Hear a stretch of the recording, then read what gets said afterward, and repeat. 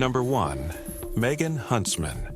Between 1996 to 2006, Megan Huntsman murdered 6 of her children shortly after giving birth to them in Utah. On April 12, 2014, at Pleasant Grove, Utah, her ex-husband, Darren West, was cleaning out the garage of the home they once shared when he discovered the first body. He immediately contacted the authorities. Police arrived, and upon searching the garage, they uncovered 6 more, wrapped in plastic bags and concealed in boxes. Megan admitted to carrying out the acts. She concealed her pregnancies from everyone, including West, who was later confirmed as the father of all the 7 children.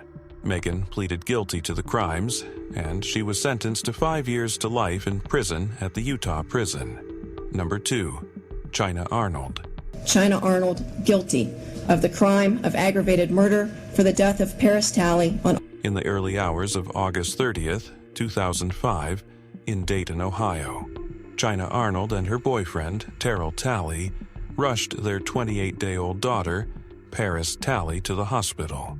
Paris had no pulse, no respiration, and her body temperature was alarmingly low. Despite medical efforts, she was pronounced dead.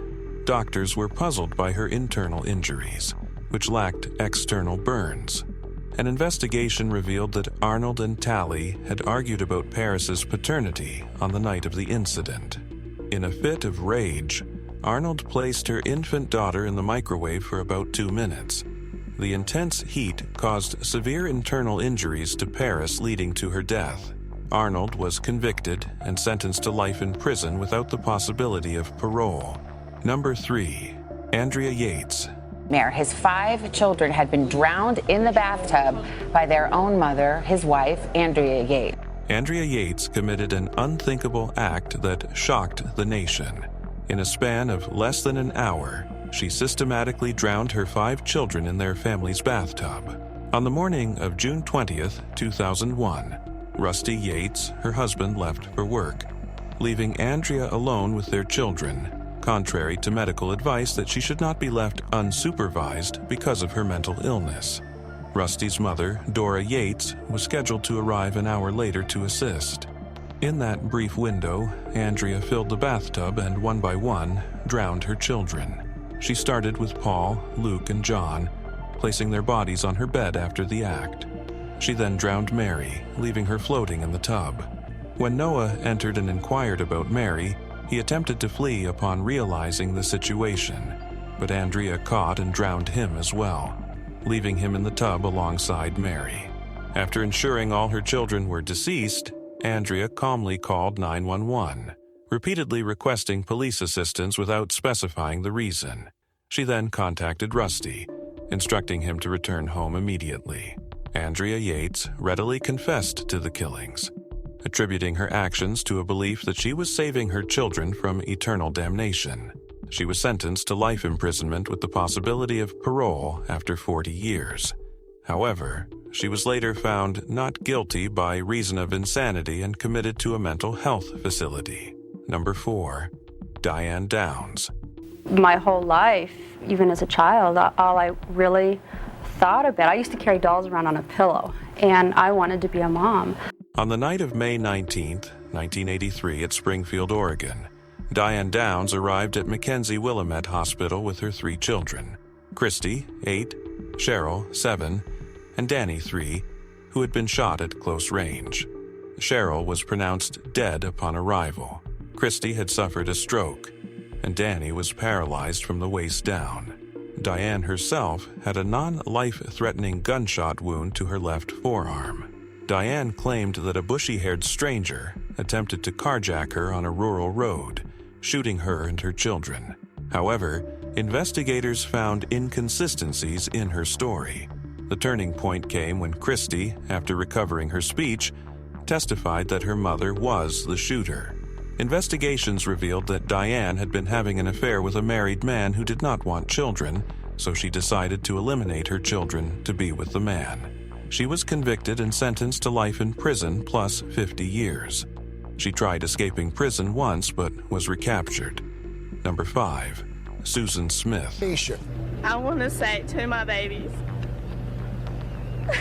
that your mama loves you so much. On October 25, 1994, in South Carolina, Susan Smith, a 23-year-old mother, reported that an African-American man had carjacked her vehicle with her two sons, Michael, 3, and Alex, 14 months, still inside. For 9 agonizing days, she tearfully pleaded on national television for their safe return, prompting a nationwide search and intense media scrutiny.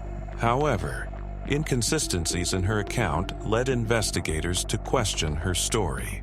On November 3, 1994, Susan confessed to a horrifying truth. She had driven her car to John D. Long Lake, secured the children inside, and released the parking brake, allowing the vehicle to submerge, drowning her sons. Investigation revealed that she was in a relationship with a wealthy local man who had ended their affair, reportedly due to his reluctance to assume a parental role. She was convicted and sentenced to life imprisonment with the possibility of parole after 30 years. Her first parole has been denied. Number 6. Susan Eubanks. On October 26, 1997, 33-year-old Susan Eubanks committed the tragic murders of her 4 sons: Brandon Armstrong, 14 years old; Austin Eubanks, 7 years old; Brigham Eubanks, 6 years old; and Matthew Eubanks, 4 years old. She shot each of her children in the head before attempting to use the gun on herself by shooting herself in the stomach. She survived the self-inflicted wound. She was arrested shortly after, convicted, and was sentenced to death. However, due to a federal court order against the practice and a 2019 moratorium on executions, capital punishment is not currently allowed to be carried out in California. She was sentenced to life in prison without the possibility of parole. Number 7. Mary Beth Tinning. Tinning had 9 children. All of them died in infancy or just beyond. Eventually, though, authorities came to believe she killed 8 of the 9. Over a span of 14 years, Mary Beth Tinning's 9 children died under mysterious circumstances. Initially, their deaths were attributed to natural causes of sudden infant death syndrome. However, patterns emerged that raised suspicions. Firstly, her child Jennifer was born with severe medical issues. She lived only a week. Then, Joseph Jr., only 2 years old, died suddenly after being hospitalized for a seizure, followed by Barbara at almost 5. She succumbed to convulsions and a subsequent coma. Then, Timothy, at 3 weeks old, he was found lifeless in his crib. Not long after, Nathan died in the car, while with Mary Beth, followed by Michael, who was an adopted child, he died at 2.5 years old after a fall and unexplained issues. Months later, Mary Frances experienced seizures and cardiac arrest before passing away. Months later, Jonathan died at 4 months old after being on life support. And finally, Tammy Lynn, at 4 months old, was found dead in her crib. The consistent pattern of these deaths, especially the inclusion of an adopted child, led authorities to investigate further. In 1986, Mary Beth confessed to smothering Tammy Lynn, Timothy, and Nathan. She was arrested and sentenced to 20 years to life in prison. She was denied parole multiple times due to lack of remorse, but was eventually released in 2018 after serving 31 years. Number 8. Kenesha Berry. On November 29, 1998, at Beaumont, Texas, a newborn baby boy was found dead in a dumpster, his tiny body wrapped in a black trash bag. His mouth and arms were bound with duct tape. The cause of death was asphyxiation. The community named him Baby Hope. For nearly 5 years, the case went cold until June 2003. Another newborn, a baby girl, was discovered abandoned in a ditch, barely alive and covered in ant bites. This time, investigators found the mother, Kenesha Berry. When questioned, Berry led police back to the same dumpster where Baby Hope was found. Forensic tests confirmed the truth. Berry was the mother of both babies. She had killed her son and left her daughter to die. She was convicted and sentenced to death. But in 2007, an appeal reduced her sentence to life in prison. She will be eligible for parole after 40 years. Number 9. Dana Schlosser. Dana had a history of mental health struggles. Diagnosed with postpartum psychosis after Margaret's birth, she experienced severe delusions. On November 22, 2004, in Plano, Texas, she turned on hymns in her apartment and severely injured Margaret's arms. After the act, she calmly dialed 911. When officers arrived, they found her seated, murmuring religious hymns. Baby Margaret died from her wounds. She was found not guilty by reason of insanity and committed to the North Texas State Hospital. There, she shared a room with Andrea Yates, another mother who had tragically taken the lives of her children. Number 10. Sarah Lynn Kruger. 3-year-old Kaylee Slusher was found dead in her mother's apartment, her fragile body covered in bruises. Her small intestine had ruptured, a fatal injury that caused immense pain. Her mother, Sarah Kruger, and her boyfriend, Ryan Scott Warner, had fled the apartment but were caught the next day at a restaurant in El Cerrito. Investigators revealed that after Kaylee died, the couple stored her body in a freezer for days before moving her to a bed to stage her death.